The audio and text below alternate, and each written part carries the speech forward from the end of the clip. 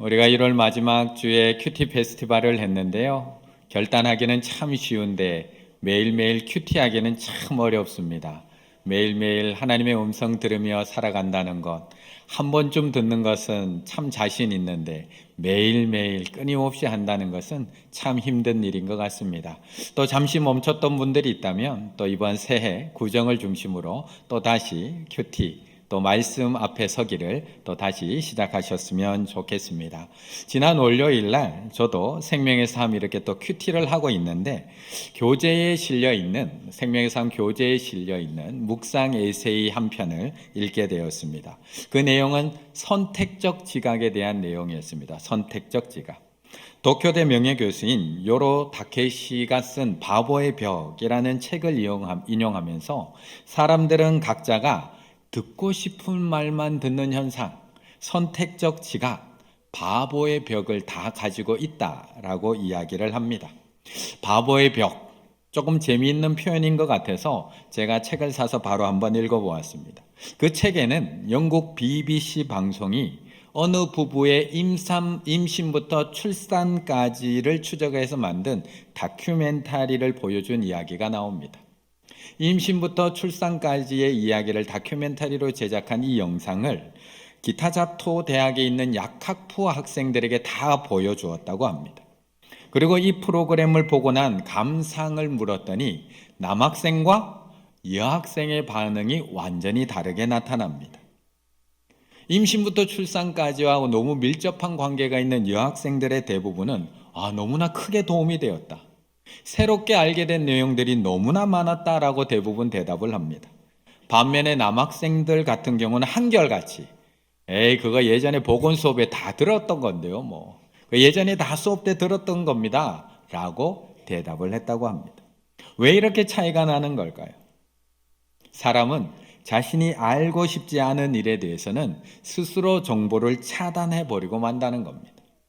여기에 벽이 존재합니다. 그것을 바보의 벽이라고 부르는 겁니다. 이처럼 이 사람의 뇌는 당초에 알고 싶지 않은 것에 대해서는 스스로 정보를 차단해버리는 뇌 구조를 가지고 있다라고 저자가 말합니다. 그래서 알고 싶지 않은 사람들에게는 아무리 말해도 듣지 않습니다. 나는 그거 알고 있어. 나는 들을 필요 없어. 라고 생각하고 앉아 있으면 아무리 이야기를 해도 들리지 않는다는 겁니다. 그래서 말로는 서로 대화로 서로 이해해 라고 이야기하지만 정작 상대방의 말에 대해서는 진지하게 귀를 기울이지 않습니다.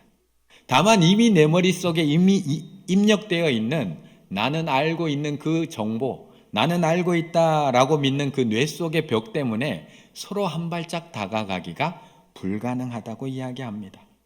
그러면서 이 책에서는 그 안다고 생각하는 것의 무서움, 내가 안다라고 생각하는 무서움을 이렇게 표현을 합니다. 안다는 것은 근본적으로 암 선고와도 같은 것이다. 치료법도 없는 암에 걸려 앞으로 당신은 반년밖에 못 삽니다라고 선고를 받으면 저 밖에 피어있는 꽃이 다르게 보이는 것처럼 내가 안다라는 생각에 빠져 있으면 생각이 확 바뀐다는 겁니다. 안다는 것은 그런 겁니다. 안다는 것은 자신이 완전히 바뀌는 겁니다. 사물을 바라보는 방식이 바뀌는 겁니다. 설령 그것이 어제까지 똑같이 피었던 꽃이지만 내가 암에 걸렸다라고 생각하는 순간 다르게 보이는 것처럼 내가 안다라는 생각에 빠져 있으면 다르게 보이고 똑같은 세상이지만 다르게 보이고 똑같은 꽃이지만 다르게 보일 수밖에 없다는 겁니다. 오늘 본문에는 그런 바보의 벽에 단단하게 둘러싸여 있는 사람들이 등장을 합니다. 예수님을 바라보는 방식이 바뀌지 않는 사람들. 예수님이 아무리 설명을 해줘도, 예수님이 아무리 가르쳐줘도, 예수님이 아무리 비유로 설명을 해주고, 예수님이 이적을 보여줘도 선택적 지각에 빠져서 안다라는 생각에 빠져서 예수님을 똑바로 바라보지 못하는 사람들이 등장을 합니다. 1절의 말씀을 같이 읽어보겠습니다. 1절입니다. 이틀이 지나면 유월절과 무교절이라 대제사장들과 서기관들이 예수를 흉계로 잡아 죽일 방도를 구하며 아멘. 오늘 본문의 상황은 우리가 지나가고 있는 이런 명절의 시기입니다. 이틀이 지나면 유월절과 무교절이라. 우리에게는 구종과 추석이 가장 큰 명절인 것처럼 유대인들에게는 니산월 14일 히브리력으로 1월 14일이 유월절, 그리고 바로 그 다음 날부터 일주일 동안이 무교절이라는 가장 큰 명절입니다. 그래서 유월절 전날에는 하나님께서 우리를 애굽에서 어떻게 구원해 주셨는지를 기억하면서 집안에 있는 모든 누룩을 다 제거하는 일을 합니다. 그리고 15일부터 21일까지 일주일 동안 무교절 동안은 마짜라고 하는 누룩을 넣지 않은 맛없는 빵을 먹으며 지냅니다.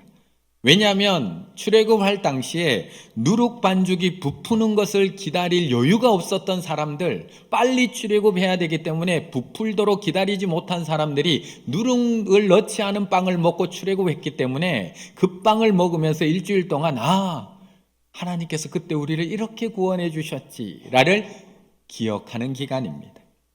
그런데 이 중요한 명절을 앞두고 대제사장들과 서기관들은 여전히 예수님을 죽일 방도만 모의하고 있습니다. 어떻게 하면 예수를 죽일 수 있을까? 그것만 생각하고 있습니다. 명절을 앞두고 있음에도 불구하고. 예수님이 도대체 얼마나 큰 죄를 지었기에, 도대체 우리 예수님께서 얼마나 죽을 죄를 지었기에 이 명절을 이틀 앞둔 오늘도 예수님을 죽일 생각만 하고 있는 걸까? 1절의 말씀을 보면 대제사장들과 서기관들이 예수를 흉계로 잡아 죽일 방도를 구하며, 흉계, 돌로스, 미끼로 잡다, 미끼를 놓아서 잡다. 아니, 예수님께서 잘못한 게 있으면 그 잘못에 상응하는 벌을 받으면 되는데 왜 미끼를 놓아야 하는 걸까요? 예수님이 죄를 지은 게 있다면 그 죄만큼 죄값을 받으면 되는데 왜 미끼를 놓아서 잡아야 되는 걸까? 아무런 죄도 없었던 예수님이었기에 그들은 흉계로, 미끼를 이용해서 예수님을 잡아 죽일 준비를 하고 있는 겁니다. 그런데 우리도 한번 가만히 생각을 해보면 그 사람이 단점이 많아서 미운 걸까요? 그 사람이 잘못해서 미운 걸까요? 아니면 미워서 잘못만 보이는 걸까요? 그 사람이 단점이 너무 많아서 너무 싫은 걸까요? 아니면 싫어서 자꾸 단점만 보이는 걸까요? 우리는 일반적으로 그 사람이 잘못하고 단점이 많아서 그 사람이 싫다고 생각을 합니다. 그런데 그렇다면 내 아들에게는 단점이 없을까요? 내 손주들은 잘못하지 않을까요? 내 딸은 잘못하는 게 없을까요? 그런데 왜 유독 며느리만 마음에 안 드는 것일까요? 친정 어머니들은 잘못하고 실수하는 거 없을까요? 그런데 왜 유독 시어머니만 마음이 불편한 걸까요? 왜 때로는 웃는 것도 믿고 자는 것도 믿고 쩝쩝거리며 밥 먹는 소리도 그렇게 미운 걸까요?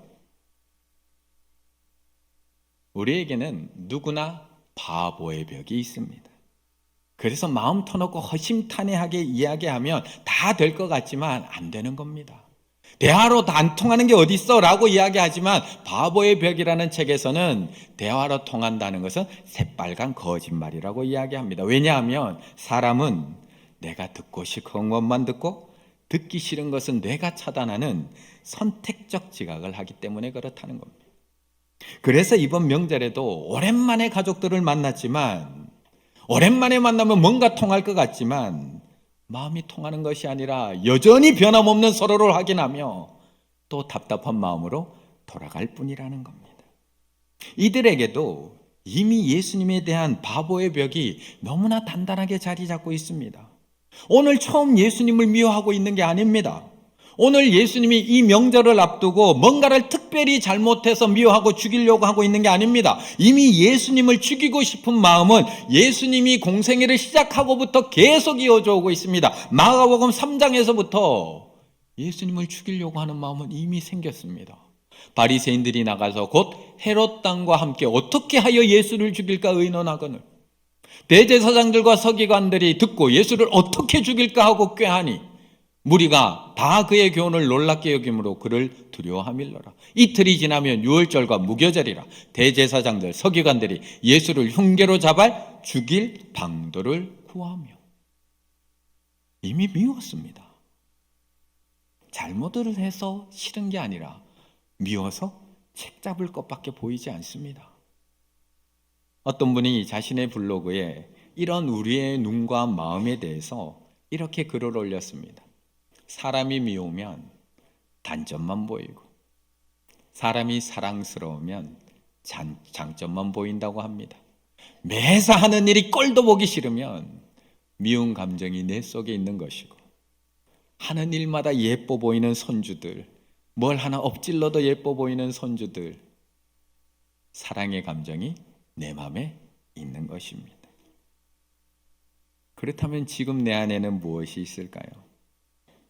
그 사람이 정말 그렇게 잘못한 것일까요? 아니면 내 속에 미운 감정이 있는 걸까요? 왜 아직 만나지도 않았는데 시댁에 가는 내내 마음이 불편한 걸까요? 왜 아직 나에게 아무런 잘못도 한 게 없는데 나한테 말 한마디도 않았는데 처가에 있는 동안 그렇게 싫기만 한 걸까요? 우리 안에 도대체 뭐가 있는 걸까요? 그런데 놀랍게도 마음이 바뀌면 보이는 게 달라지기 시작을 합니다. 8절의 말씀 같이 읽어보겠습니다. 8절입니다. 그는 힘을 다하여 내 몸에 향유를 부어 내 장례를 미리 준비하였느니라. 아멘. 오늘 본문을 샌드위치 구조라고 이름하기도 합니다. 샌드위치, 위에 빵이 있고 아래에 빵이 있고 중간에 내용물이 들어있는 샌드위치 구조라고 부르는 본문입니다. 위에 빵이 있습니다. 그래서 1절과 2절에는 대제사장들과 서기관이 예수님을 죽일 흉계를 꾸밉니다. 아래에도 빵이 있습니다. 10절과 11절, 그래서 유다가 예수님을 어떻게 잡아 넘길까 기회를 엿보는 장면이 나오고 있는 겁니다. 아래 위에 다 예수님을 죽일까 하는 장면이 놓여져 있습니다.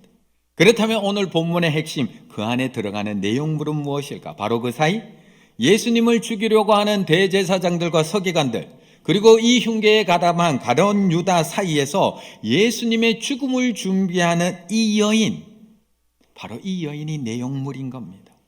예수님을 죽이려고 하는 세상 속에서 예수님의 죽음을 준비하는 이 여인, 예수님을 모두가 미워하는 세상 속에서 예수님을 사랑하는 이 여인, 그 여인을 중간에 배치함으로 이 여인을 빛나게 하고 있는 본문이 바로 오늘 본문이라는 것입니다. 그런데 이 여인은 어떻게 예수님의 죽음에 대해서 미리 알고 있었을까요? 지금 다른 사람들은 아무도 모르고 있습니다. 예수님이 왜 이 땅에 오셨는지, 예수님이 왜 예루살렘에 올라오셨는지, 예수님이 왜 유월절을 앞에 두고 이곳에 오셨는지 아무도 모릅니다. 이것은 대제사장들과 서기관들만 모르고 있는 것이 아니라 예수님께서 3번이나 자기가 고난받을 것을 가르쳐준 제자들도 모르고 있습니다. 마가복음 8장, 인자가 많은 고난을 받고 장로들과 대제사장들과 서기관들에게 버림받아 죽임을 당하고 첫 번째 가르쳐 주십니다. 마가복음 9장, 이는 제자들을 가르치시며 또 인자가 사람들 손에 넘겨져 죽임을 당하고 두 번째 가르쳐 주셨습니다. 그 다음 세 번째, 마가복음 10장, 보라 우리가 예루살렘에 올라가노니 인자가 대제사장들과 서기관들에게 넘겨지며 그들이 죽이기로 결의하고 이방인들에게 넘겨주겠고 3번이나 가르쳐 주셨습니다. 제자들에게.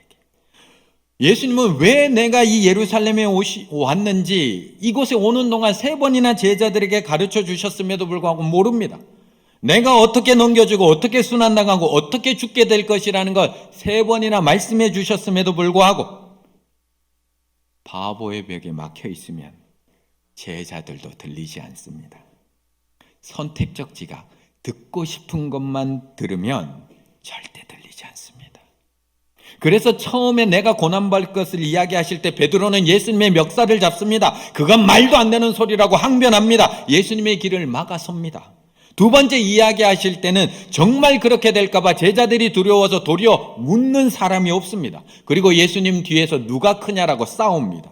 세 번째 이야기하시자 도리어 야고보와 요한은 그 얘기하시는 예수님한테 찾아가서 자신의 요청들을 들어달라고 얘기하면서 한 명은 오른쪽, 한 명은 왼쪽에 앉혀달라고 부탁까지 합니다.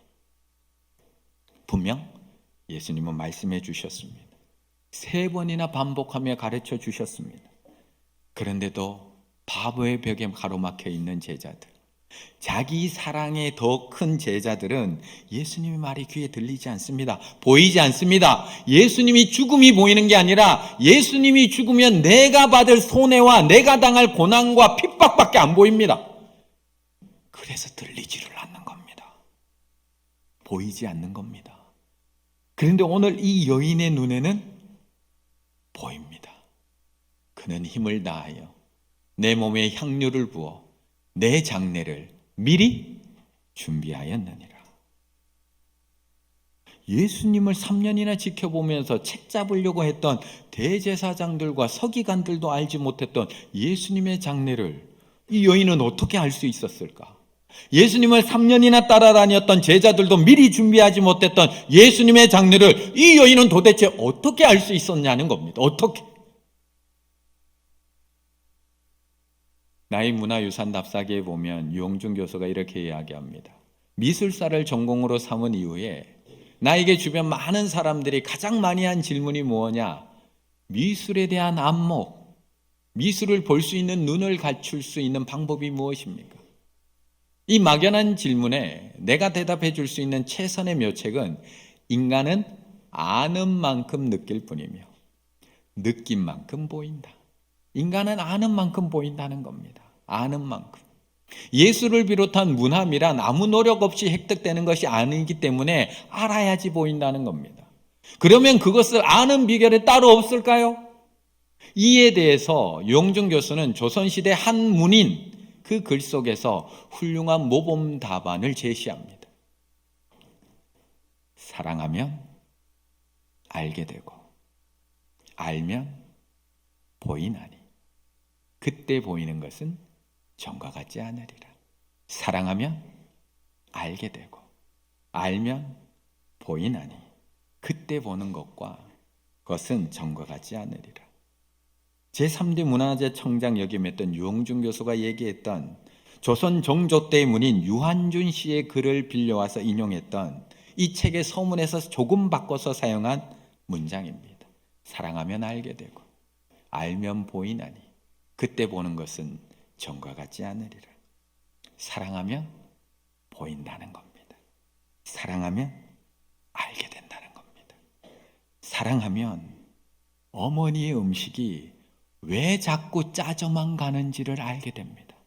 사랑하면 전화할 때마다 아버지의 목소리가 왜 자꾸 커져가는지를 알게 됩니다. 귀가 점점 안 들리시거든요. 사랑하면 며느리가 왜 자꾸 시댁에 오는 것이 힘들어하는지를 알게 되고요. 사랑하면 아들이 왜 자꾸 중간에서 어떻게 할지 몰라 힘들어하는지가 보이게 되고요. 사랑하면 손주들이 왜 자꾸 하루만 자고 나면 아빠 집에 가고 싶어, 아빠 집에 가고 싶어 이야기하는지 섭섭한 게 아니라 알게 된다는 겁니다. 어제는 저도 본가에 다녀왔습니다. 홀로 계신 어머니가 차려주시는 금요일에 저녁을 먹고 어제는 토요일에는 아침을 먹고 그렇게 집으로 돌아왔습니다. 금요일날 저녁을 먹고 물을 마시기 위해서 주방을 갔습니다. 주방에 있는 정수기에 물을 먹으려고 어머니가 사용하는 하얀색 컵을 들고 이렇게 정수기에서 물을 받았습니다. 근데 물을 한참 받고 이제 물을 마시려고 딱 들었는데 물 안에 컵 안에 물때가 끼어 있는 겁니다. 삥 둘러서 물때가 끼어 있습니다. 어머니의 컵 안에 끼어 있는 물때. 평생 맞벌이 하면서도 아침 저녁으로 청소하시던 어머니. 평생 그 설거지통에 설거지가 쌓인 것을 저는 단 한 번도 본 적이 없는 어머니의 컵 안에 물때가 끼어 있습니다. 남이 보면 책 잡을 일입니다. 남이 보면 지적할 일입니다. 남이 보면 한마디 하고 그냥 버릴 물입니다. 식당에서 제가 봤다면 주인 불러서 한마디 뭐라고 했을 일입니다. 그런데 사랑하면 보입니다. 어머니의 눈이 얼마나 나빠졌는지 사랑하면 보입니다. 사랑하면 보입니다. 어머니가 이제 그 컵 하나 힘껏 문지르지 못해서 그것 하나 깨끗하게 씻을 수 있는 힘이 없구나. 사랑하면 보입니다. 오늘 이 여인은 어떻게 예수님의 죽음을 알고 있었을까요? 오늘 이 여인은 어떻게 예수님의 장례를 미리 준비할 수 있었을까요? 동일한 본문인 누가복음 7장에서는 그녀의 사랑을 이렇게 말씀합니다. 이러므로 내가 내게 말하노니 그의 많은 죄가 사하여졌도다. 이는 그의 사랑함이 많음이라. 사함을 받을 일이 적은 자는 적게 사랑하느니라. 사랑하면 제대로 말도 못하는 아기의 옹알이를 다 알아듣는 것처럼 사랑하면 알게 됩니다. 사랑하면 수백 명 군인들이 서 있는 그곳에서도 내 아들이 보이는 것처럼 사랑하면 보입니다. 사랑하면 오랜 시간 병상에 누워있는 장애인 아들, 병상에 오래 누워 계신 어머니의 필요를 말 안 해도 알게 되는 것처럼 사랑하면 상대의 필요가 금방 알게 됩니다. 오늘 이 여인은 이처럼 예수님을 사랑했기에 제자들은 3번이나 흘려들었던 그 예수님의 순한 예고, 고난 예고를 새겨들었습니다. 그리고 예수님의 그 마음을 알고 그 아픔을 알고 장례를 준비하고 있는 겁니다. 3절의 말씀 같이 읽습니다. 3절입니다. 예수께서 베다니 나병 환자 시몬의 집에서 식사할 때에 한 여자가 매우 값진 향유 곧 순전한 나드 한 옥합을 가지고 와서 그 옥합을 깨뜨려 예수의 머리에 부으니. 아멘. 오늘 본문의 말씀은 앞에서도 말씀드렸듯이 샌드위치 구조입니다. 앞뒤가 예수님을 잡아 죽이기 위해서 흉계를 꾸미고 있는 사람들로 가득한 본문입니다. 종교 지도자들로부터 시작해서 예수님의 제자 가룟 유다까지 이 여인을 중심으로 예수님을 미워하는 사람들로 온 주위가 가득합니다. 그러니까 그 사람을 바라보는 눈에는 예수님이 보이는 것이 아니라 다른 것이 먼저 보입니다. 이 향유를 300데나리온 이상에 팔아 가난한 자들에게 줄 수 있겠었겠도다 하며 그 여자를 책망하는지라. 항상 우리의 눈에 먼저 보이는 것은 그 사람이 아니라 가격입니다. 명절에 선물을 받아도 이거 얼마짜리야? 누가 좋은 옷을 입고 와도 그거 얼마짜리야? 이번에 어느 회사에 들어갔다 하면 연봉 얼마야? 이번에 집값 올랐다고 하면 얼마나 올랐어? 아이들도 뒤에서 똑같습니다. 넌 세뱃돈 얼마 받았어? 난 얼마 받았어? 유다만 그런 것이 아니라 우리도 모이게만 하면 다른 게 먼저 보입니다. 어제는 한 여성이 설 명절이면서 어머니 생신이라서 큰언니, 작은언니 하고 다 함께 한 가정에 모였다고 합니다. 큰언니네 집에는 5살 난 아들이 있었고요. 작은 언니네 집에는 큰아이가 큰딸이 초등학교 5학년, 작은 딸이 초등학교 3학년이었다고 합니다. 설이다 보니까 조카들이 쪼로록 서서 이 막내 이모에게 세배를 하게 됩니다. 막내 이모인 이 여성은 세뱃돈을 얼마 줄지 몰라서 고민하다가 나이 순서대로 준비를 하게 됩니다. 5학년 3만 원, 3학년 2만 원, 5살 10,000원, 예쁜 봉투에 넣어서 손편지까지 써서 예쁜 봉투에 넣어서 이렇게 준비를 했다고 합니다. 그렇게 세뱃돈을 준비해서 세배를 한 아이들에게 나눠줬더니 그 세뱃돈을 받은 아이, 초등학교 5학년 조카가 세뱃돈을 딱 열어보더니 와, 이거 가지고 뭐함? 이라고 이야기를 합니다. 그러더니 5살 난 조카의 봉투를 열어보더니 얘는 많은 거 갖고 쓸 줄도 모르는데 얘는 돈 왜 줘요? 라고 불평을 합니다. 결국 화가 난 이모, 태도가 그게 뭐야? 라고 하며 줬던 세뱃돈을 다 뺏었다는 슬픈 소식이 서울신문에 게재가 되었습니다. 옆에 아이들과 인사 나누시겠습니다. 불평하지 마. 뺏길지도 몰라. 우리들의 눈에는 늘 가격부터 먼저 보입니다. 순전한 나드 한 옥합 300데나리온이나 하는 향유, 나드 한 권 1리트라 약 327g 됩니다. 요즘으로 치면 캔 조금 큰 캔 하나 정도의 용량입니다. 이 용량의 향유가 300데나리온, 당시 일반인들의 1년 연봉입니다. 여인은 제대로 일할 수도 없습니다. 그냥 장정 남자가 받는 연봉입니다. 여인이 어디 가서 일을 합니까? 어쩌면 평생 모았을 향유일지도 모릅니다. 거기다가 이 장면을 바라보는 사람이 한두 사람이 아닙니다. 주변에 온 사람들이 둘러싸서 수근거리고 있습니다. 사람들의 시선도 무섭습니다. 오늘 본문의 마가복음에는 어떤 사람들이 화를 냈다고 기록해 놓고 있지만 마태복음에서는 제자들이 붕괴했다고 표현하고 있습니다. 요한복음에서는 가룟 유다가 나서서 그녀를 비난하고 있습니다. 그러니 아무나 나설 수도 없습니다. 왜요? 사람들의 시선이 무섭거든요. 사람들의 수군거림이 먼저 들립니다. 사람들의 비난하는 눈빛이 먼저 보입니다. 예수님이 먼저 보이는 게 아니라. 그런데 오늘 이 여인의 귀에는 사람들의 말이 들리지를 않습니다. 다른 사람들의 그 째려보는 눈빛, 시선이 보이지 않습니다. 그리고 지금까지 자신이 수년 동안 모아왔던 그 소중한 이 향유의 가격표도 보이지 않습니다. 지금 그녀의 눈에는 오직 한 사람만 보입니다. 마치 엄마의 눈에 자신의 아이만 보이는 것처럼 사랑하는 한 사람만 보입니다. 그 사람에게 지금 무엇이 필요한 것인가? 그것만 보입니다.